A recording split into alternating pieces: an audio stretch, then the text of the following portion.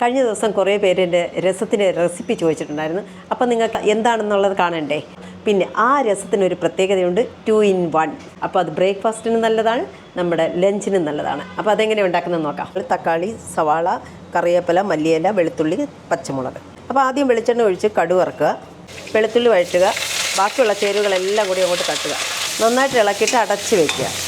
നല്ലോണം വഴന്നിട്ടുണ്ട്. ഇനി ഉപ്പ്, കുരുമുളക് പൊടി, മഞ്ഞൾപ്പൊടി, കാശ്മീരി ചില്ലി പൗഡർ, മല്ലിപ്പൊടി, പുളിവെള്ളം ഒഴിച്ച് ആവശ്യത്തിന് വെള്ളം ഒഴിച്ചിട്ട് കായപ്പൊടിയും ചേർത്ത് വറുത്ത് വെച്ചിരിക്കുന്ന ജീരകപ്പൊടിയും ഉലുവാപ്പൊടിയും ചേർത്ത് കുറുക്കിയെടുക്കുക. അപ്പോൾ ഇതിൻ്റെ കൂട്ടത്തിൽ നമ്മളിതാ ഈ വടയും കൂടി അങ്ങോട്ട് ഇട്ട് കൊടുക്കുകയാണ്. അപ്പോൾ ഇനി അടച്ച് വെച്ച് കുതിർന്ന് വരണം. അപ്പോൾ രസവും ബ്രേക്ക്ഫാസ്റ്റും ഒക്കെ റെഡി ആയിട്ടുണ്ട്.